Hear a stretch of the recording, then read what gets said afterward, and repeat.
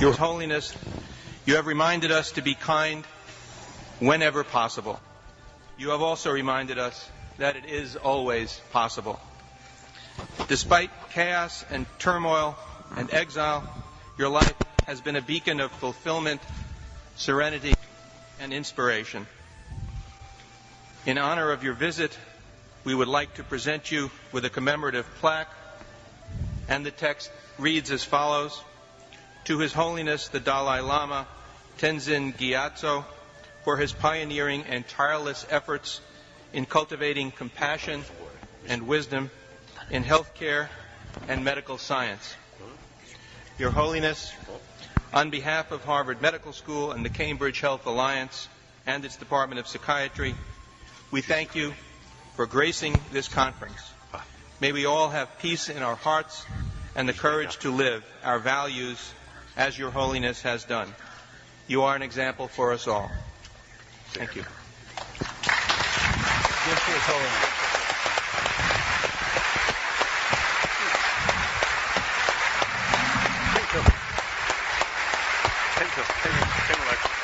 Thank you.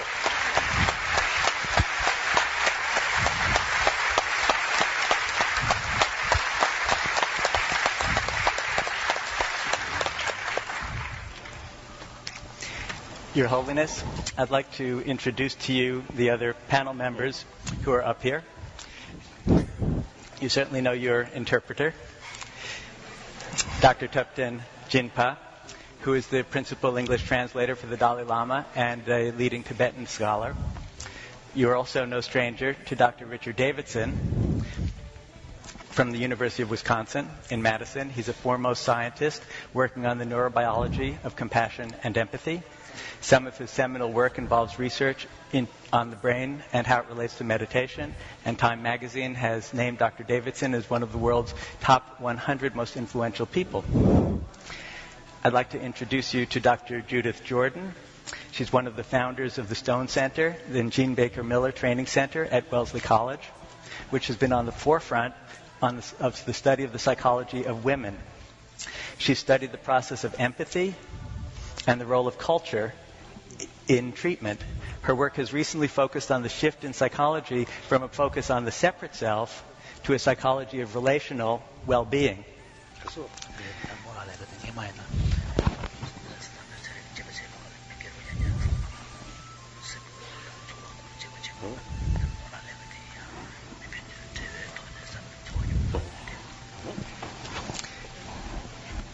To my right is Dr. George Valiant.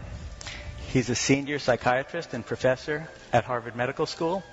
His award-winning work has focused on the meaning of compassion through his research on adult development and on the recovery process from addiction and mental illness. His recent research is on successful aging, and his most recent book is on spiritual evolution. And finally, I'd like to introduce to you my colleague, Dr. Christopher Germer. He's on the faculty of Harvard Medical School at the Cambridge Health Alliance, and he's a fellow course director of putting this together. And you have met him at Emory, and he came to Dharamsala to invite you to come. He's the author of a soon-to-be-published book, The Mindful Path to Self-Compassion, and he teaches nationally about mindfulness and psychotherapy and self-compassion. So what we thought we would have here is a discussion between you and some of these people, and I was going to invite Dr. Davidson to begin. Thank you, Your Holiness. It's wonderful to be with you again on this occasion. As you know, Your Holiness, I'm a simple psychologist and neuroscientist, and I have been conducting research on the brain and emotion for many, many years. And since we have had the opportunity to interact when I first met you in 1992, we have been very vigorously pursuing research on the brain mechanisms that are associated with various kinds of meditation practice. One of the important observations that has come out of this work on the impact of meditation on the brain is that practice makes a difference in terms of the enduring quality of changes that we see in the brain as well as in the body. To give just 2 examples of that, in our work with long-term meditation practitioners, we have observed that the greater the number of hours of lifetime practice among our group of long-term practitioners, the greater the enhancement in a certain brain signal that we have found to be very prominent during compassion meditation. In this case, it's gamma oscillations from particular parts of the brain. And there's a very strong correlation between the number of hours of practice and the magnitude of change in this signal. In work that we have done with novice practitioners, beginners, who are instructed in Jon Kabat-Zinn's mindfulness-based stress reduction, we have found that the more minutes of practice that the participants engage in when they're learning, the greater the change in certain biological signals that are associated with health and with reductions in inflammation. Now, since we are in New England, in the Boston area, I was reflecting on this question of practice, and I came across a wonderful quote from Henry David Thoreau, who was a great American poet and contemplative, who wrote Walden. And I would just like to, it's very short, I would just like to read it. He said, "As a single footstep will not make a path on earth, so a single thought will not make a pathway."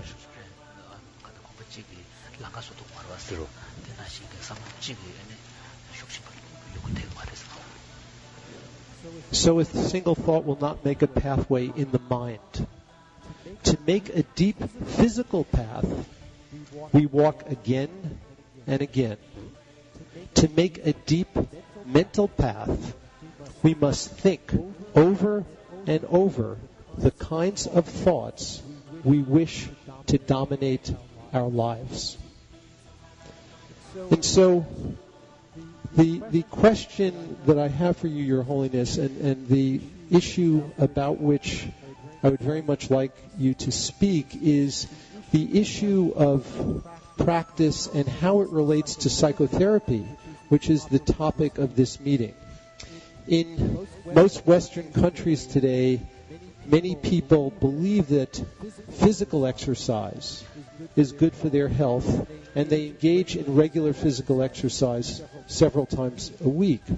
The traditional way of practicing psychotherapy is that a client will go to a therapist typically once per week for a relatively short period of time, and the work from our own lab and the quote from Thoreau suggests that to make changes in the mind takes more enduring practice. And so I wonder if you can comment. Physical practice. Exercise.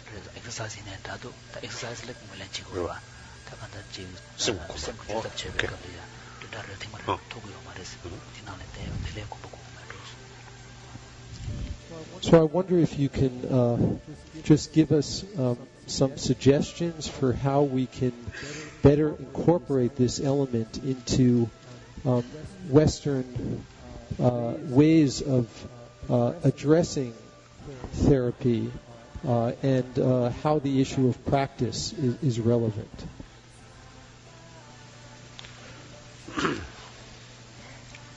That's a difficult question for me. I think first let me study Western psychotherapist work. My knowledge about that is almost zero. So it's difficult to say. But one thing, of course, I think physical action, usually we call physical action as well as mental action, is both sort of what's today?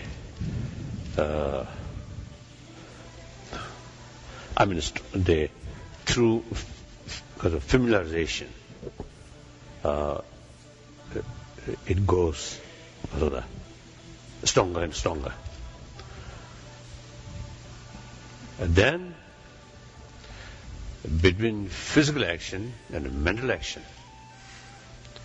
physical action is based on the physicals, body, so there is limitation. Even get used long period, but there is limitation, there is limit. Whereas mental action is concerned, and physical action, I think two factors. One, the basis of that action is physical, so quite rough, and then there's limitation. Then also, by nature, physical action, if you not carry that sort of exercise certain period, then next time you need once more sort of new effort. Whereas now mental action is concerned, then firstly, its basis is mind itself, not solid. Then, and also, you see that basis, mind itself as a basis is a continuum.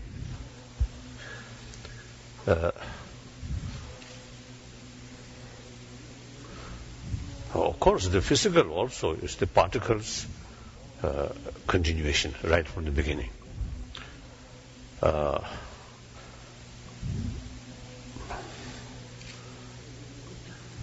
don't know, but then you see they use those very subtle sort of particle.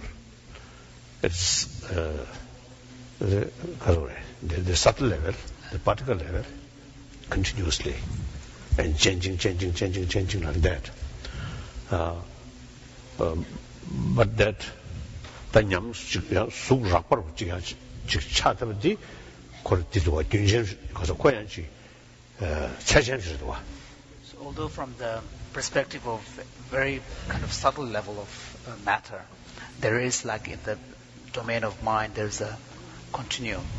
But at a grosser level, a kind of the macroscopic level, the body has it imposes certain limits. Now mind,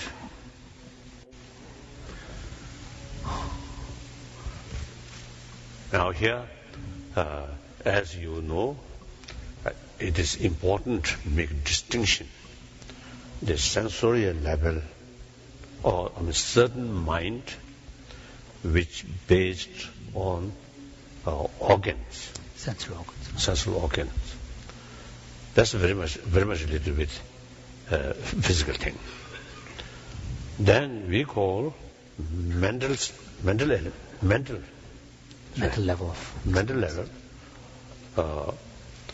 is not based on physical, but based on the continuity of previous mind. So that, firstly, more subtle, almost like simply subtle energy. And then secondly, it continues. Then by nature, a certain mental quality, through training, once you achieve, then even certain duration, sort of not familiarize that, if you achieve certain sort of level. Then no need the new effort. New effort. as soon as I remember that, completely, so the full form come. So, 이렇게 하셨어? practice 해야 돼, 계속. So then basically, the in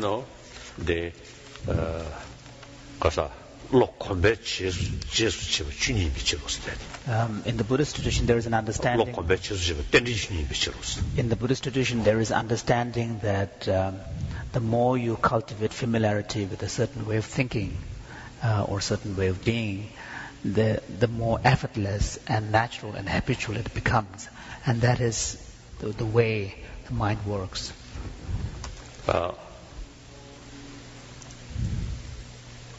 Then, within the mental thing, basically two categories. One, shiraburichi. So within the mental domain, when we talk of cultivation, one can roughly identify two categories. So one can identify two main categories. One type of engagement with the object that is more cognitively oriented and can lead to greater sense of ascertainment and understanding. So these are in the Buddhist tradition understood as more cognitive states of mind. So when we talk about wisdom versus other factors, it's the wisdom that belongs to that category. So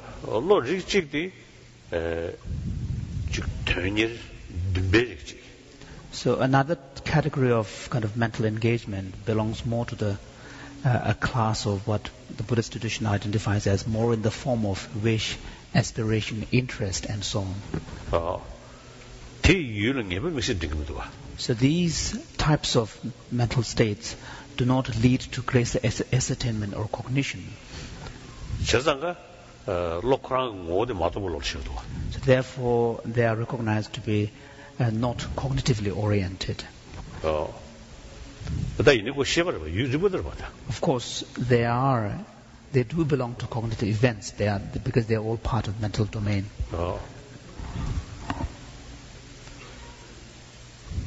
So that the Beijing never Dako Kasul combat the combat deni, the combat pedan jarba.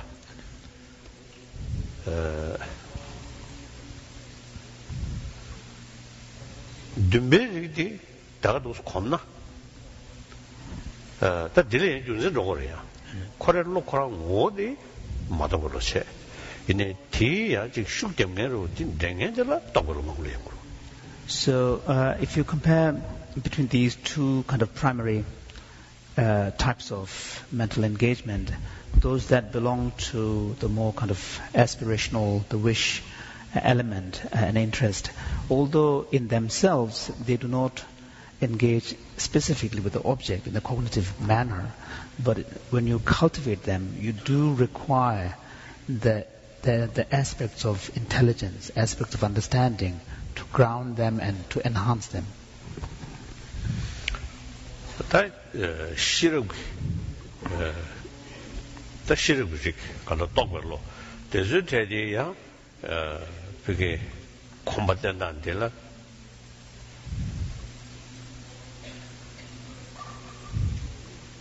Karakasore. Shirug digi, Kang Zindang Yuducha, turn teller. Yang kumjitanda jik. Da de kumjit temba zangi te dongbe lo de kumba rengshu zhe jik. Paji daos men zhe shi. So with relation to those categories of mental engagement that tends to be more cognitively oriented, which in Buddhist language we call belonging to the wisdom dimension, there the way to cultivate greater familiarity is to deepen one's understanding of the object, whatever it is that this mind is relating to, and the greater your understanding of that object, then the greater the familiarity becomes. But also sometimes the subjective element of that wisdom also naturally increases as you come to understand whatever it is relating to in a deeper way. 탄연을 잘하기는 유전을 공부했단 말. 유전대로 공부했단 말. 얘네 유전대 공부했던 주전에 시바칸으로 시바지 그 전대 예배관에 전대 안에 가서 로데 진당 유도 전에 아니 유지 시바지 기준만도 그 세리 장고래요 뭐. So therefore we speak of cultivating familiarity with the object of our understanding and cultivating the experience of the wisdom, the arising of the wisdom in us, in our mind itself. So even from this subjective, perspective, when we are talking about cultivating a certain kind of understanding like wisdom, it is only in relation to an understanding of something that we can increase that wisdom or understanding.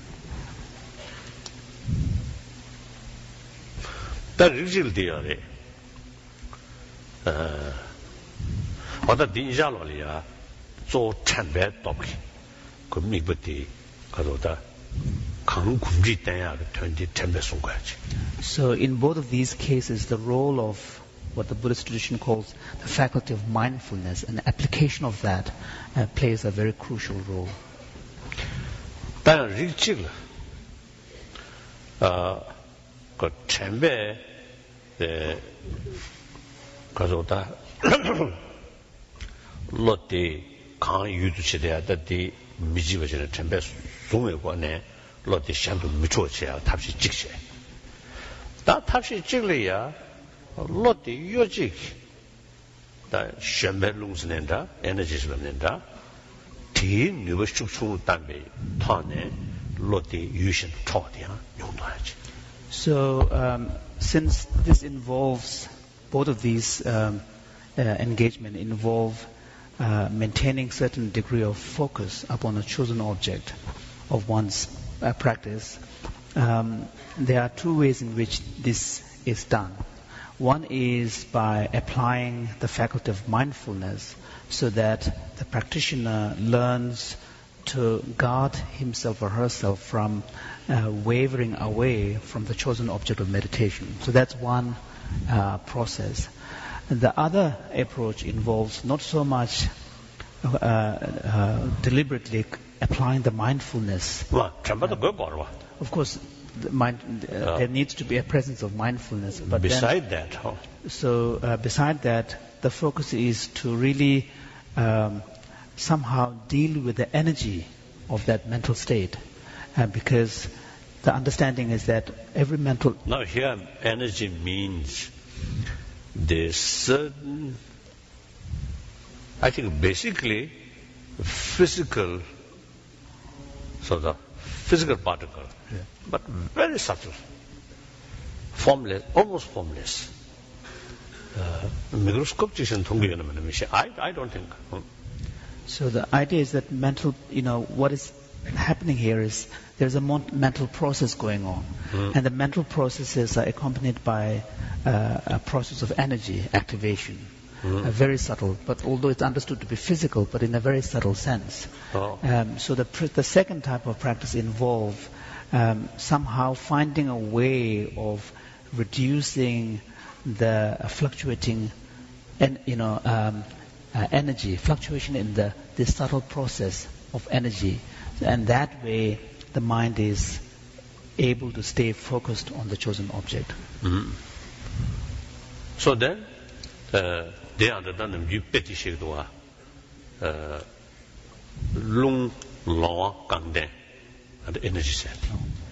The shiva the shao mixes. So in the Buddhist text, there's this relationship. No, this is Tantrayana. In Vajrayana text, this relationship between the cognitive process, the mental process, and the energy that accompanies it, are compared to this analogy of a blind person, who has fit legs, and then a person with we cannot see, but can move. but another person who can see, but is crippled. We cannot move, Cannot walk, but can yeah. see. So these must combine. Go together. Huh? So now here, in that level, physical exercise and breathing control, now related. So these are the, system, how it works, go like that.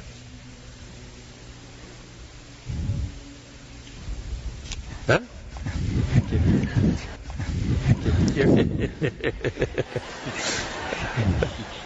Your Holiness, I wonder if you'd permit me to ask Dr. Germer to introduce himself and ask you a question. Thank you. Yes. Your Holiness, my question is about compassion, and particularly about self-compassion. Yes. I'm a psychotherapist in full-time private practice, and I've been interested for about 20 years in the application of mindfulness in psychotherapy.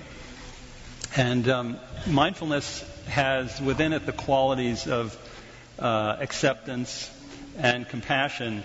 But it seems to me that the more we suffer, the more we need to intentionally bring kindness and compassion into the picture, into mindfulness. In other words, awareness is often just not enough, and we in particular need to bring compassion to ourselves. As a therapist, and I know that most of the people in the audience have, we have a lot of patients who have been suffering for a long time with intense emotional pain from depression, anxiety, childhood abuse, or they might be going through a crisis in their lives right now, such as the breakup of a marriage or the death of a loved one or serious illness. But what I've noticed is a strange phenomenon. That is, precisely at the time when we need to be kind to ourselves, when things go really wrong, we become our own worst enemy. People tend, at least in this culture, when things get really bad, to criticize themselves, to hide from others in shame, and get kind of absorbed in rumination about themselves and their problems. And so I'm wondering, Your Holiness, have you noticed that? And if so, what would you say to such a person or recommend?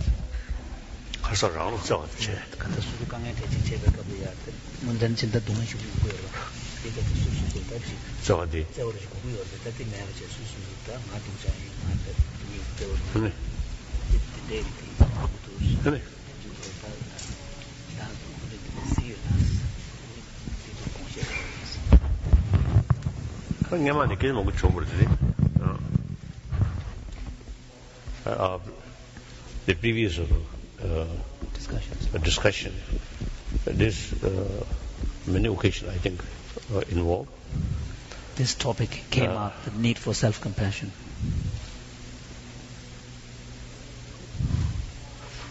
So actually, although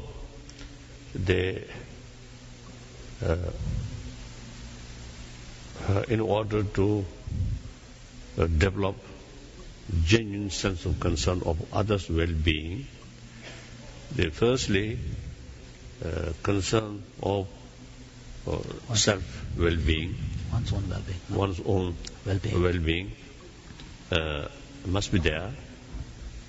So, if it is someone who hating oneself, and such person, I think very difficult to develop genuine sense of concern of other. But then here,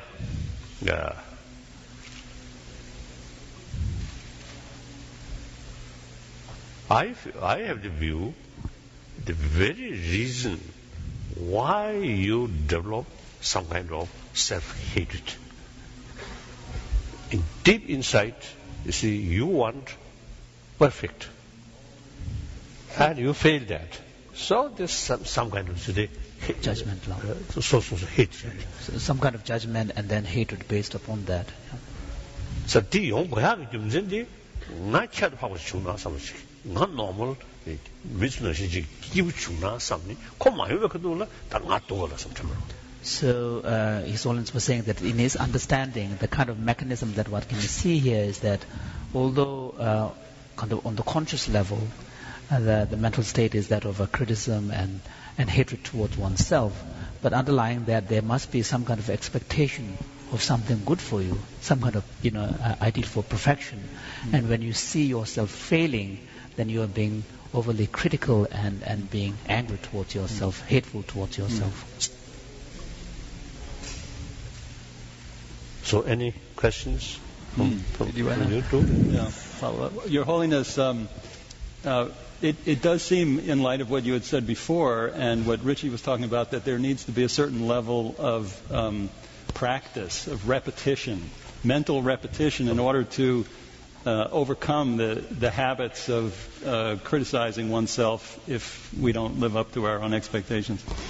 I'm wondering, Your Holiness, if you could potentially lead us in a brief meditation that the therapists in this room could practice at home to cultivate compassion for themselves as well as for their patients. samjharsha do say Mare the combatin the catching chagi or was the tandina therapist mambu yores the susu kuzu nire nyam mesina nyamya che kada niji susu le zewata ania susu tel zewa che mambu nyamlen du chi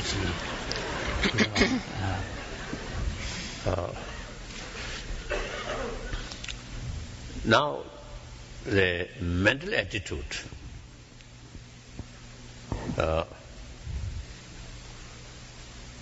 I think like even the sort of external matters we usually call semi-pembo. We call inanimate objects, inanimate material objects. Compare with our body, perhaps I think less sophisticated. But even then, if it is survival or healthy growing, there's not one element. One factor. Not one factor. One factor, but a lot of factors. And at a particular level, many things then go together, more balanced way, then it grow well and remain well. So similarly, our mind, there are so many sort of elements, body element also involved, and then mind itself. There are so many elements. So now here, the basic mental attitude is healthy. Then some tragic situation here and there may not disturb much. Like immune system. If immune system is strong, then some virus come and may not disturb much. But your basic immune system weak, then even tiny the virus immediately will disturb your health. Similarly, mind also like that. A basic mental attitude, mental state is weak. Then some small tragedy really brings out the upset. Yeah. So now the real question is how to build the basic mental state, healthy state, or healthy state of mind. Now that I think some of you may want just one single meditation and a simple one. and 100% sort of positive result. That I think impossible. There are a lot of different sort of, I think whole our attitude, sorry. Whole our attitude. I think towards oneself. Outlook now. Outlook towards oneself, towards suffering, towards even whole world. Many things involved. So I think as far as Buddhism is concerned, because of that, in order to transform our destructive emotion, one goal, but the meditation, so many thousands different meditation mentioned. Because our mind is so much complex. So just a single one meditation, I think difficult. Now here, on the basis of my own experience, I can say this is just one sort of that type of meditation.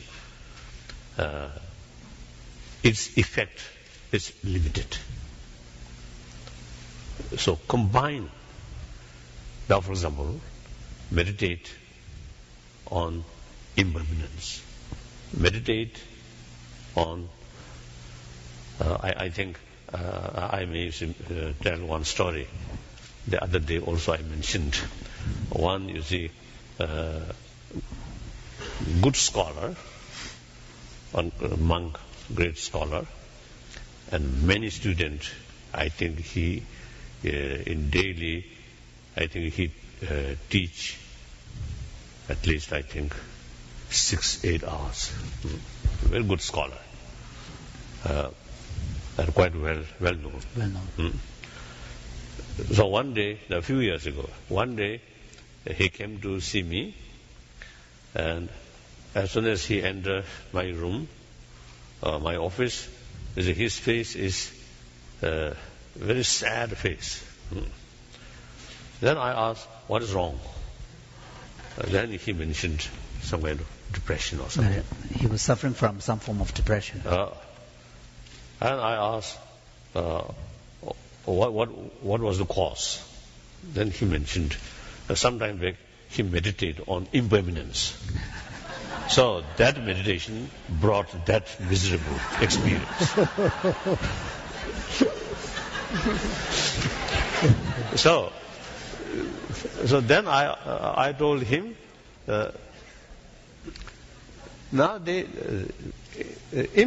meditation on impermanence, not just a mere impermanence, but you see the other side, some positive side. You have clear sort of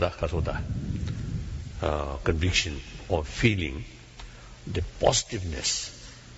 Then impermanence reminds, that's a wonderful opportunity, a wonderful sort of potential wasting. Isn't it? So that kind of sort of meditation, you see, there are many elements, many viewpoints, right? Many aspects now. Many aspects. 미국 문구지다. 가서 그게 메다 동네 동 다음에 신경 시수도 용자할 거. So His Holiness reminded him that when you are, even though meditating on focusing on a single object of meditation like impermanence, you need to bring in many other dimensions as well. For example, in the Buddhist text, we speak of impermanence, the nature of suffering or dissatisfaction, no self, emptiness, and so on. Now, I think that, for example, Four Noble Truths, not only just the because of the suffering nature of two truths, but later two truths, joyfulness. So it's more balanced now. Seeing the possibility achieve permanent joyfulness and develop conviction that, then you feel, yes, now my sort of, in some extent, biological factor, attachment, anger, these, come, but these are obstacles to achieve that wonderful goal. Then, you develop enthusiasm, to tackle, these things. And here, in order to reduce intensity of attachment or self-grasping, meditation on impermanence. So now here, many things involved, isn't it? So something like, in order to build immune system, healthy, strong immune system, you need a variety of outlook or concept. Then that eventually develop very healthy state of mind. Then this is some problems now about come from this side. Then you can take one particular sort of countermeasure like that. So then, so if we, I think even myself no sort of the complete abilities. Complete ability. No. No, complete ability. No. Even myself, say now, I think more than 60 years, I put some effort for practice, but still not adequate. So therefore, just a few explanation or simple way to transformation of your mind is impossible. Thank you.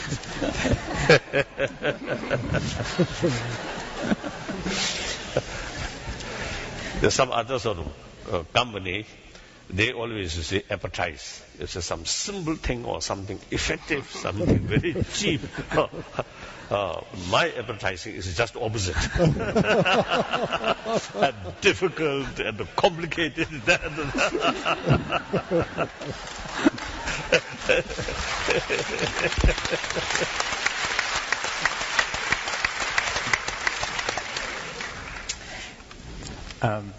But one thing I can tell you, I can assure to you, that no matter our the disturbances in our mind can handle gradually. And person whose mental state at this moment difficult, but through training, without losing hope and self-confidence and willpower, you can overcome these difficulties. That's quite sure. One master stated,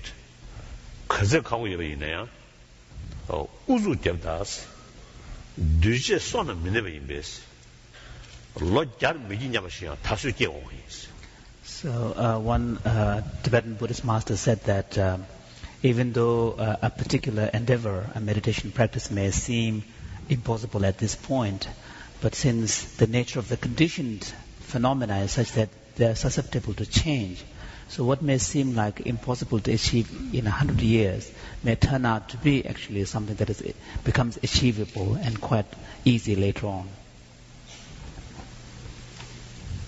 That is my own experience. This is some idea, some practice. My age, say I think 30s. Then at that time, now I think, although this is not right if you do to mention one's own sort of experience, but I think in order to give you some encouragement, perhaps I think some reason is to mention. After I came, of course, although I start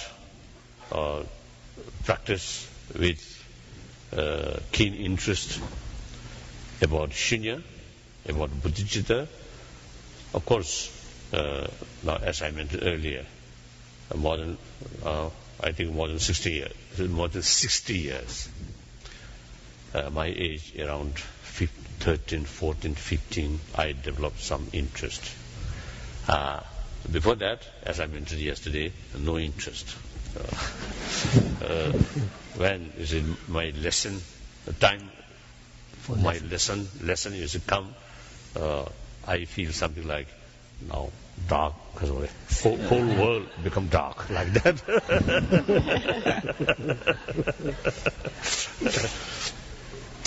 The next day, holiday, then I feel now tomorrow. I always think now tomorrow, no lesson, holiday.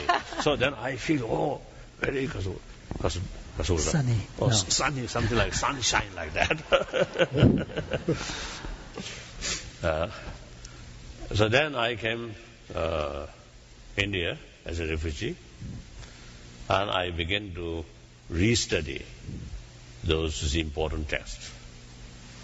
At my age, I think, 24, I came out.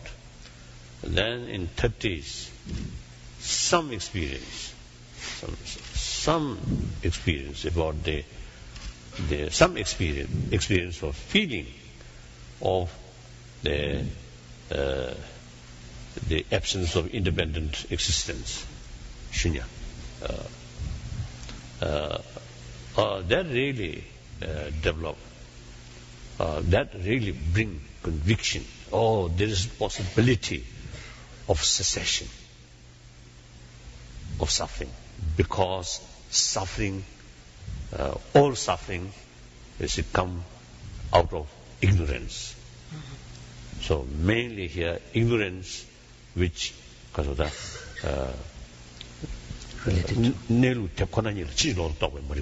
so ignorance in relation to understanding the nature of reality, ultimate nature of reality.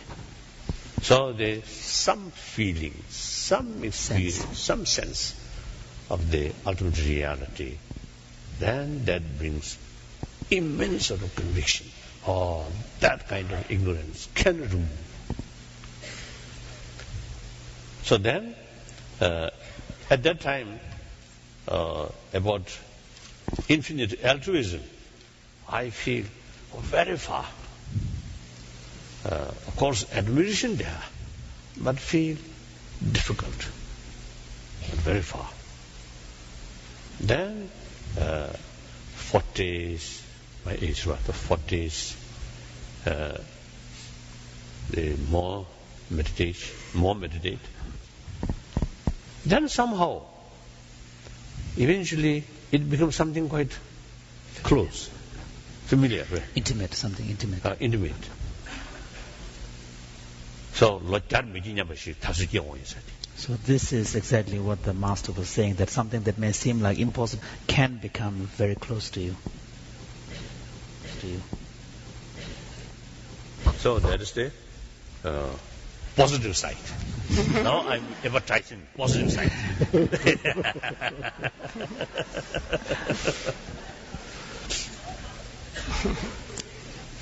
Yes, done? Thank you. Your Holiness, may I yes. invite Dr. Jordan to speak with you? I am deeply honored to be here today with you, Your Holiness. I'm a therapist, and I am particularly interested in the centrality of connection and empathy in people's lives, and also interested in the ways in which certain cultures pose challenges to that sense of connection.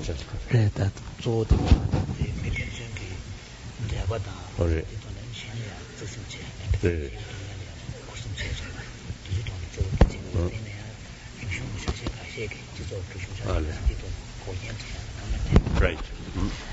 Traditional Western cultures and I think psychologies actually posit that healthy human development is about getting more and more autonomy, separateness, a kind of stand on your own 2 feet mentality. And Einstein actually once referred to the delusion of separateness that exists in Western cultures. เรา그다가지고 다 해서 교단 매들 그래서 그런 것도 모르시다 드셔. 맞대서 말이야. 나당 그 전에 self independent yoga 본전시에 Einstein contributed.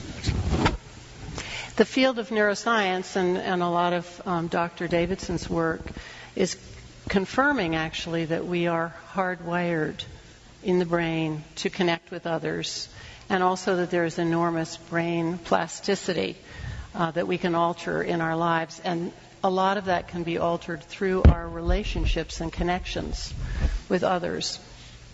I actually find profound hope and comfort in these discoveries. But we also know that social exclusion and isolation goes to the same center of the brain, the pain center in the brain, that physical pain goes to. So social exclusion and isolation is real pain, and there is real suffering throughout the world created by this isolation. And I think in therapy, a piece of what we do is try to reestablish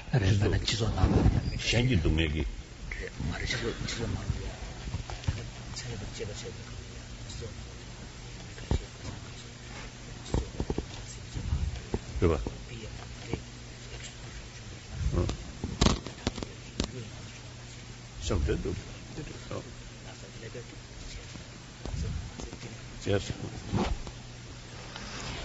We have data now that suggests we need to participate in relationships, not to get or to give, but actually participate in building relationships in mutual engagement and mutual empathy with others, and that this actually creates a deep sense of well-being. It doesn't have to be compassion for self versus compassion for others.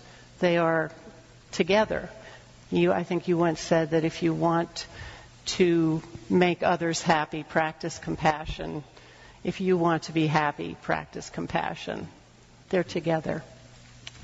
So the dilemma that I see and I would like you to address is that our biology and neurobiology, our very being, calls out for connection, while many of our Western cultures in particular urge us to build ever more bounded, competitive, me-first selves.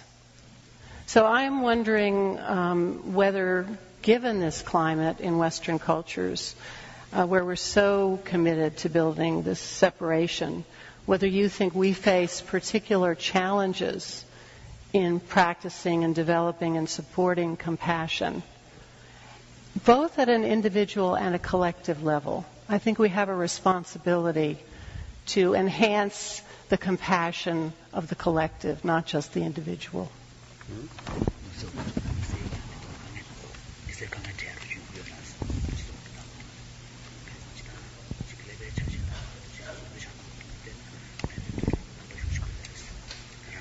No.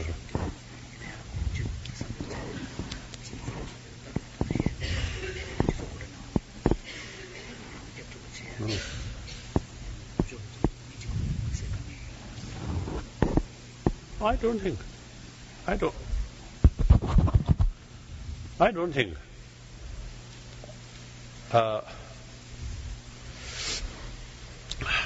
I think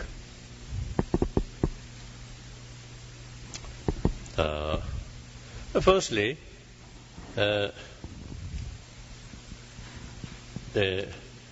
some people usually make distinction west and east and feel some big differences. That I do not think that. Yes, the lifestyle, these things are there differences. But in mental level, I don't think there's much differences. Even sometimes also some discussion with some people. The Buddha's teaching, Buddha came to more than 2,600 years ago. So that ancient teaching, whether suitable now 21st century or 20th century or 21st century. Then I have the view, lifestyle much change at the time of Buddha and today. And similarly, Eastern, Western, Southerner, Northerner, there's differences. And much, I think, and in fact, I think modernity, I think essentially much related with external matters, material matters.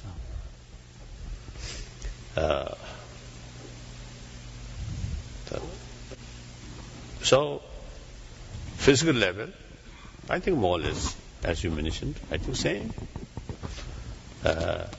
And then emotional level, same.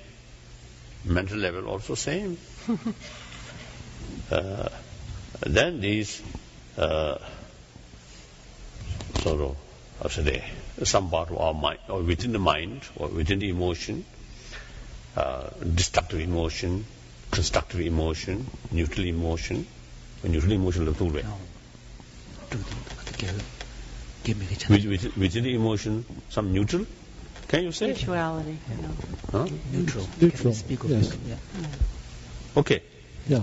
I thought the emotion means some strong feeling. So then either positive or negative, or destructive or constructive, no neutral. Emotions do this horse should be similar. Yeah. Any neutral me do.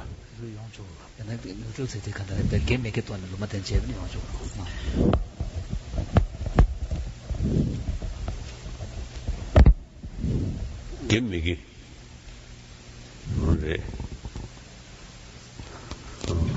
Anyway, now the mental level, I don't think any sort of demarcation between Eastern and Western. I don't think. And also today's humanity and 2,000 years ago's humanity mental state, I think same.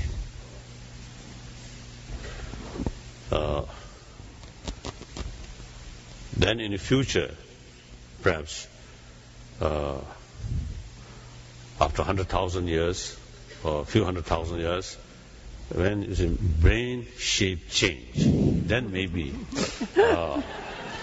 emotional level, some change may happen. So because of the brain specialist, you see, they can predict.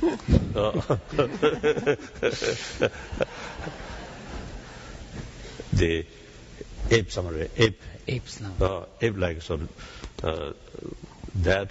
And today, how many millions passed? How many millions years? It's passed from the ape. From the ape. The big change of brain.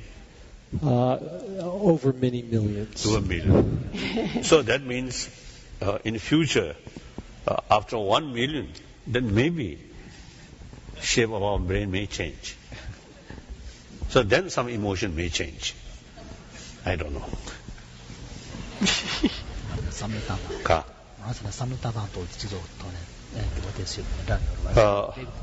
Now here, the social habit, that I think, even within the West, I think people in big city and people in countryside, I think some differences.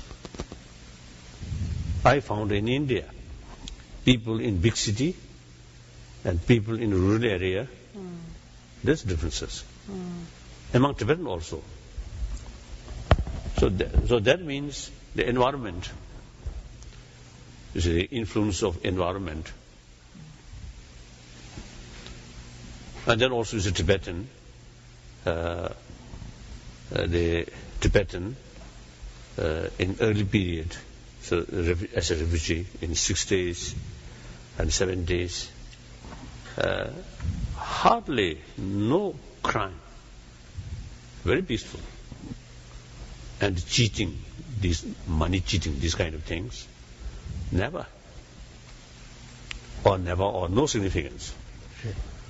Then gradually our Indian neighbors, sometimes they found, now new generation of Tibetan, and particularly Tibetan who come from Tibet, inside Tibet, sometimes they found little differences.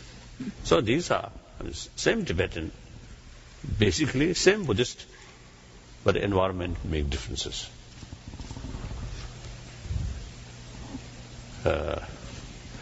And also in our settlement,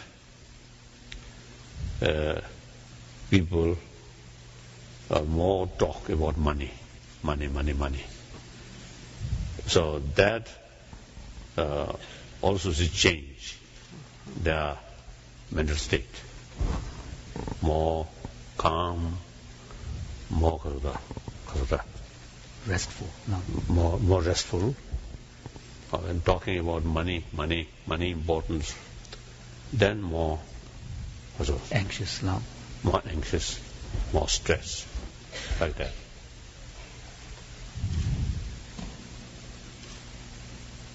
So I always feel the poorer section of people, I think the destructive emotion may be comparatively maybe less. And the higher upper class, right? Yeah. Upper class, more influential, then maybe jealousy. I think the ordinary sort of poor people, there's hardly not much sort of feeling of jealousy among themselves. And also, I think very good, the sense of community. Upper, including some scientists. No. I really love you. This scientist, very good, wonderful person.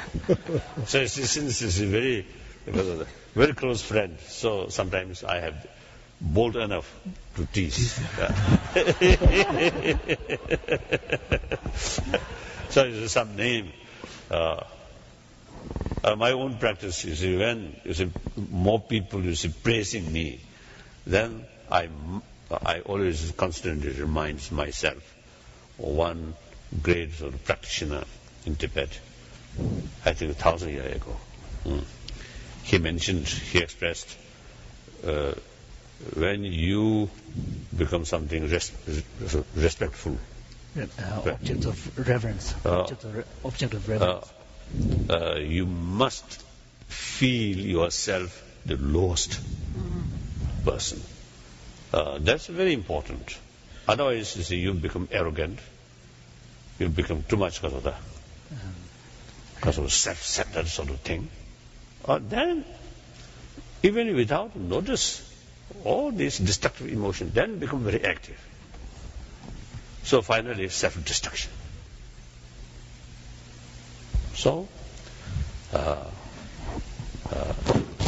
therefore, the more successful You become now. More successful, You become. you become more the more the danger Vulnerable now. to develop these destructive emotion, like that. So my answer, you see, basically not much differences. Yeah. The other day I mentioned my American friend. This is some their result out of their practice. It's quite remarkable. Such sort of experience, quite rare among Tibetan. Level of realization.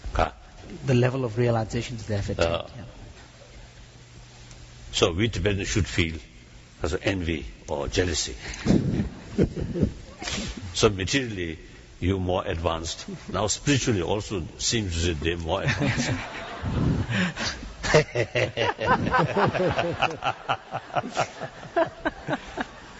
So I mean, the point is, you see, that basically we are same human being. Thank you. Your Holiness, if you permit me to ask Dr. Valent to speak with you. Your Holiness, I, like Dr. Jordan, was enormously impressed by the wisdom of your advice. If you want happiness, practice compassion. If you want to bring happiness to others, practice compassion. But my dilemma is really in which of these should we focus on? How do we integrate them? In the profession of psychiatry, the negative emotions are what we're all taught to deal with. Grief, sadness, emotional hunger, lust. And these emotions are all about me. And we try to teach our patients how to have compassion for themselves. In contrast, the world's great religions are uniform in paying attention to the positive emotions, especially love and compassion. And, of course, the negative emotions are all about time present and all about me.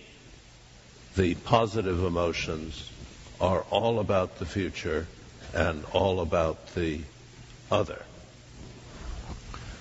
In my daily work, my job is to pay attention to the negative emotions of my patients. In my writing, I find I'm much more interested not in writing self-help books, but in trying to help people. Self-help. Now, look to the self-help. The day they Self-help. which that mass. It's not going to let you look at that. 네.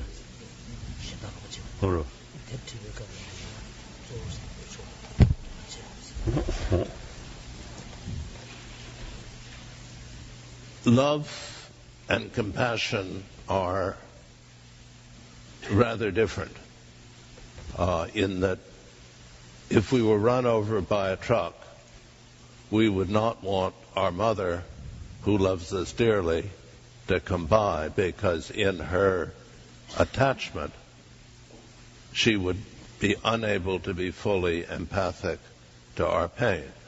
We would much rather have the detached paramedic come by who could empathically allow us to be seen.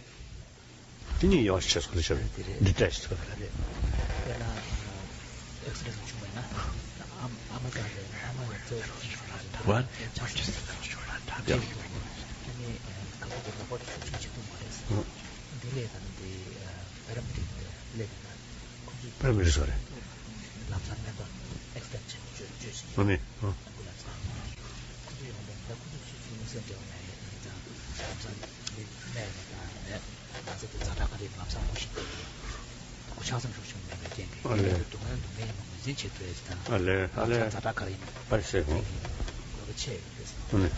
Yes. Psychotherapists focusing on negative emotions tend to scorn the religious who focus on positive emotions. My dilemma is, in the future, should we train our psychotherapists to pay more attention to the positive emotions of the world's great religions, or should we try to educate the world's great religions to pay more attention to negative emotions. Sure.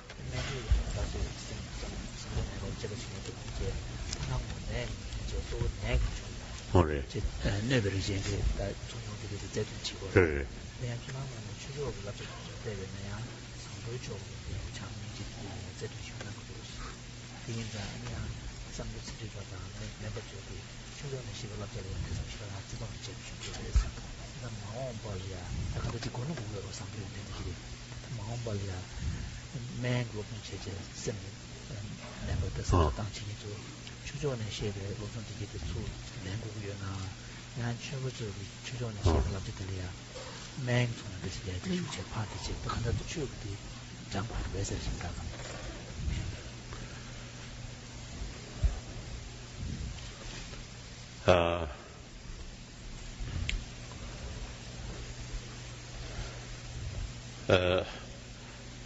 I always make distinction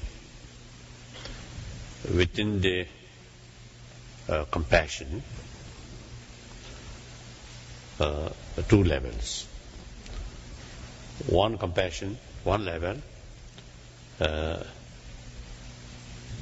think we usually use the experience, or usually we got the sort of understanding. The meaning of compassion is, I think, the first level. That compassion, you already heard many times. So, please don't bother. Otherwise, you sit here. I always love to hear it again.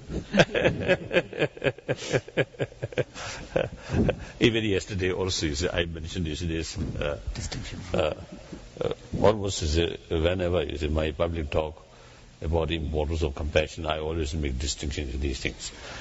So that level of compassion, very much oriented action or attitude. That compassion also very much mixed with attachment. Now, towards one's own friend, because their attitude, their action to you, positive, helpful, so you develop sense of closeness feeling. And with that, bring sense of concern of their well-being.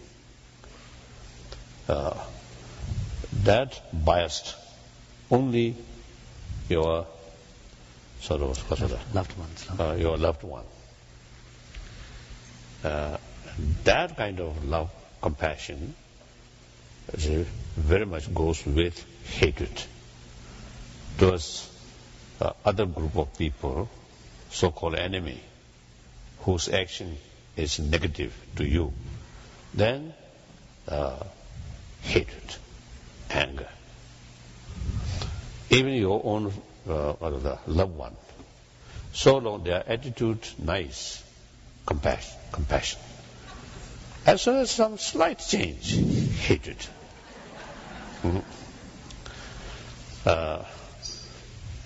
So that kind of compassion, biased, and basically biological factor. It's spontaneous, without training. These are there. But then second level of compassion. Now using reasons, training. The second level, now genuine sense of concern of well-being of other, regardless of their attitude towards you. Now, oriented being, or person, or sentient being, or person, just like myself. So now, for example, to oneself, sense of sort of concern, not develop on the basis I myself very kind to me. No. Just one. but I have the feeling of pains and pleasure, and by innate way, by nature, I have desire to achieve happiness, joyfulness, and do not want suffering. So that's just the basis of our right, my right, to achieve joyfulness, to overcome suffering. Now, this reason exactly can apply on other, regardless their attitude towards you, but they are being, or sentient being, or human being, particularly human being. They also, so the same experience, pains and pleasure, and on that basis, same right to overcome pain. So that use the reason and develop sense of concern. Now that unbiased, that kind of sense of concern can extend towards your enemy. As far as their attitude is concerned, they are enemy. So you have to make preparation to fight, good fight.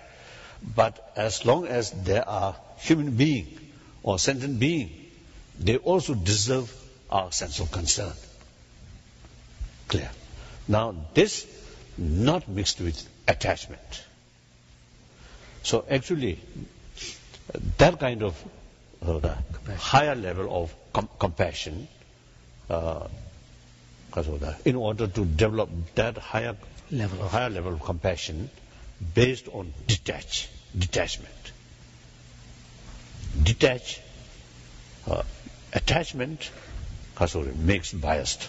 So detach.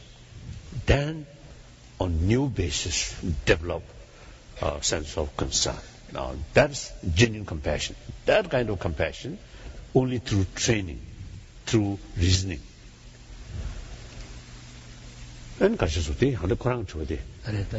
now here, that kind of compassion, how to develop that kind of compassion?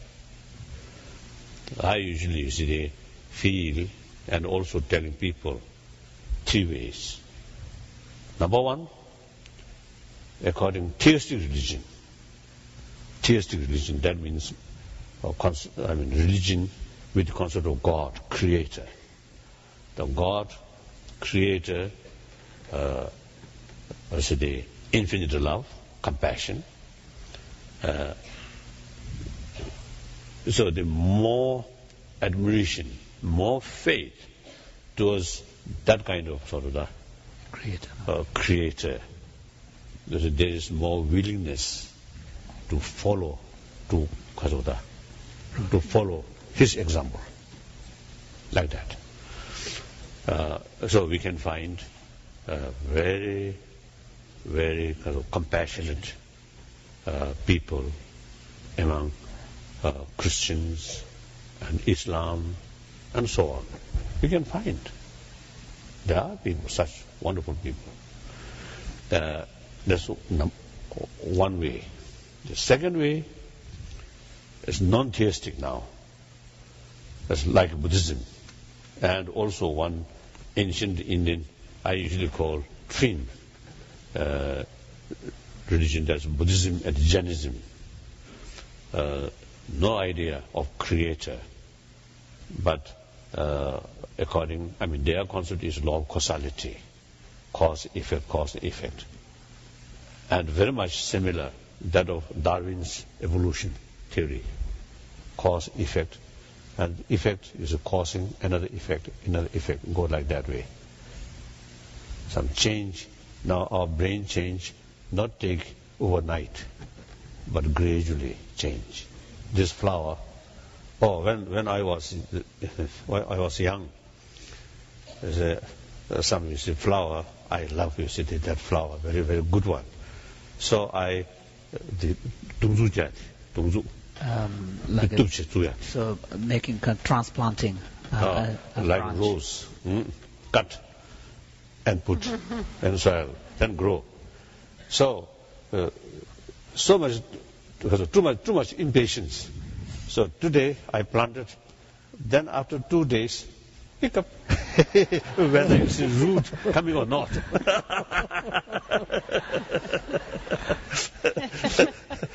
So that's unrealistic sort of expectation. It takes its own time. No, take weeks and months like that. So the work, the law of causality, gradually changing like that. But significant because of that, obvious change must take place. The momentary change On the basis of momentary change. So therefore, Kasanda. So therefore, that's one way develop compassion. Now I'm not going to detail. Then now the question is, we must take care, we must look seriously about the well-being of 6 billion human beings. It is unfair to concern only religious believer. The other non-believer, non-religious people, they're also human beings. They're also part of our community. And I think, in fact, I think that maybe, I think, majority. So therefore, now we must find ways and means to reach message of compassion to these people. Now, if we carry a message of compassion on the basis of religious belief, then we cannot reach to these people. So there must be third one. Usually I call secular way to promote these values. And actually the compassion itself, as I mentioned earlier, from biological factor. So that's not come through religion, but by nature. So basically the compassion is universal value, not religious, not value which based on religious faith. So the compassion itself is universal value, secular value. So through secular way to promote that. So now to your patient, your question, I think you have to judge the patient. Religious believer, then use religious method. Non-believer, then secular way method. Use secular method. This is the same message of love, compassion. Thank you, Your Holiness. We need to change the group here, so I'm sorry to interrupt, but thank you so much.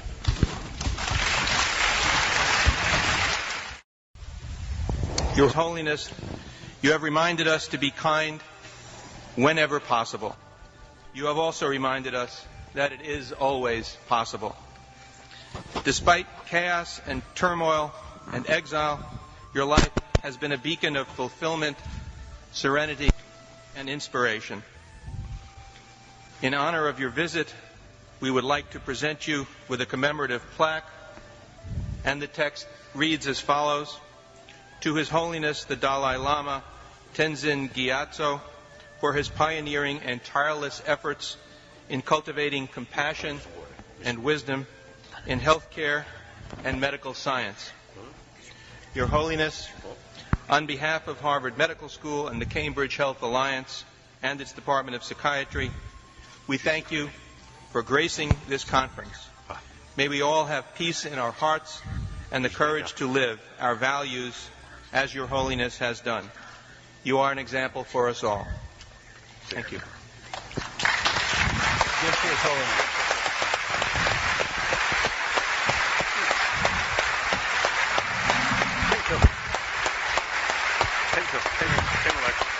Thank you.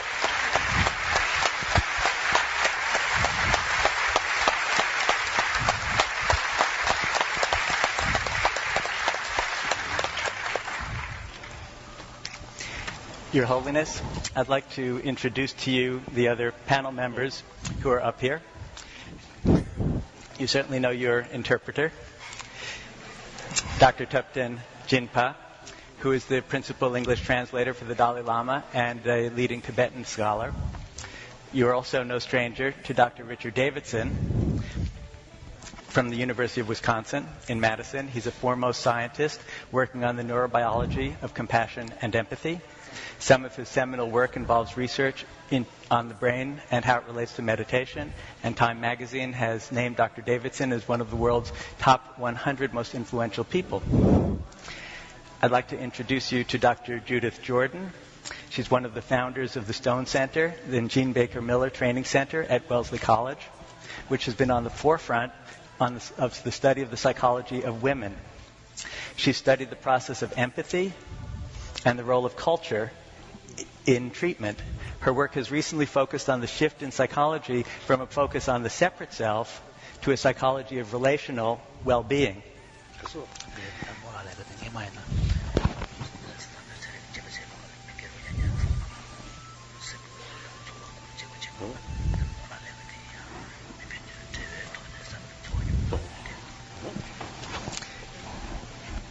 To my right is Dr. George Valiant. He's a senior psychiatrist and professor at Harvard Medical School. His award-winning work has focused on the meaning of compassion through his research on adult development and on the recovery process from addiction and mental illness. His recent research is on successful aging, and his most recent book is on spiritual evolution. And finally, I'd like to introduce to you my colleague, Dr. Christopher Germer. He's on the faculty of Harvard Medical School at the Cambridge Health Alliance, and he's a fellow course director of putting this together. And you have met him at Emory, and he came to Dharamsala to invite you to come. He's the author of a soon-to-be-published book, The Mindful Path to Self-Compassion, and he teaches nationally about mindfulness and psychotherapy and self-compassion. So what we thought we would have here is a discussion between you and some of these people, and I was going to invite Dr. Davidson to begin. Thank you, Your Holiness. It's wonderful to be with you again on this occasion. As you know, Your Holiness, I'm a simple psychologist and neuroscientist, and I have been conducting research on the brain and emotion for many, many years. And since we have had the opportunity to interact when I first met you in 1992, we have been very vigorously pursuing research on the brain mechanisms that are associated with various kinds of meditation practice. One of the important observations that has come out of this work on the impact of meditation on the brain is that practice makes a difference in terms of the enduring quality of changes that we see in the brain as well as in the body. To give just two examples of that, in our work with long-term meditation practitioners, we have observed that the greater the number of hours of lifetime practice among our group of long-term practitioners, the greater the enhancement in a certain brain signal that we have found to be very prominent during compassion meditation. In this case, it's gamma oscillations from particular parts of the brain. And there's a very strong correlation between the number of hours of practice and the magnitude of change in this signal. In work that we have done with novice practitioners, beginners, who are instructed in Jon Kabat-Zinn's mindfulness-based stress reduction, we have found that the more minutes of practice that the participants engage in when they're learning, the greater the change in certain biological signals that are associated with health and with reductions in inflammation. Now, since we are in New England, in the Boston area, I was reflecting on this question of practice, and I came across a wonderful quote from Henry David Thoreau, who was a great American poet and contemplative, who wrote Walden. And I would just like to, it's very short, I would just like to read it. He said, as a single footstep will not make a path on earth, so a single thought will not make a pathway.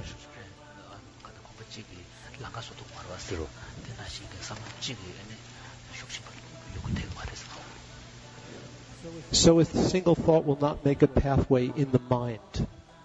To make a deep physical path, we walk again and again. To make a deep mental path, we must think over and over the kinds of thoughts we wish to dominate our lives. And so the question that I have for you, Your Holiness, and the issue about which I would very much like you to speak is the issue of practice and how it relates to psychotherapy. So there is limitation. Even get used long period, but there is limitation. There is limit. Whereas mental action is concerned, and physical action, I think two factors. One, the basis of that action is physical, so-called rough. And there's limitation. Then also, by nature, physical action, if you not carry that sort of exercise certain period, then next time you need once more sort of new effort. Whereas now mental action is concerned, then firstly, its basis is mind itself, not solid. Then, and also, you see that that basis, mind itself as a basis is a continuum.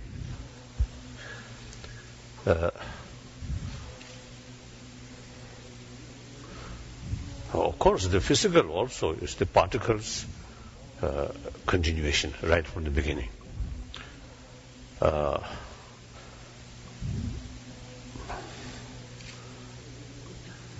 I don't know, but then you see they those very subtle sort of particle.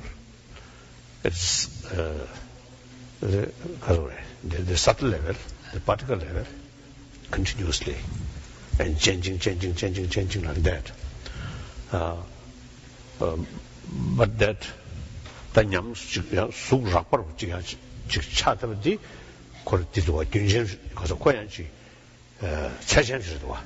So although from the perspective of very kind of subtle level of matter, there is like in the domain of mind there's a continuum, but at a grosser level, a kind of the macroscopic level, the body has it imposes certain limits. Therapy, which is the topic of this meeting. In most Western countries today, many people believe that physical exercise is good for their health, and they engage in regular physical exercise several times a week. The traditional way of practicing psychotherapy is that a client will go to a therapist typically once per week for a relatively short period of time, and the work from our own lab and the quote from Thoreau suggests that to make changes in the mind takes more enduring practice. And so I wonder if you can comment. Physical practice. Exercise.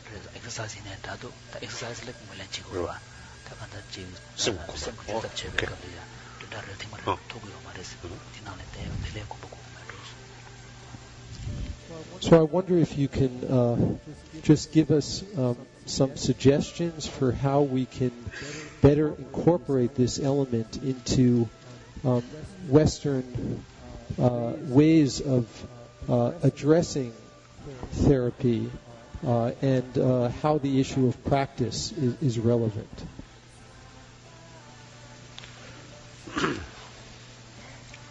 That's a difficult question for me. I think first let me study Western psychotherapist work. My knowledge about that is almost zero. So it's difficult to say. But one thing, of course, I think physical action, usually we call physical action as well as mental action, is both sort of what's today.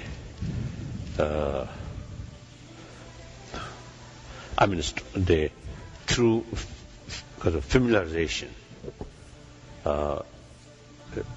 it goes stronger and stronger. And then, between physical action and mental action, physical action is based on the physicals, body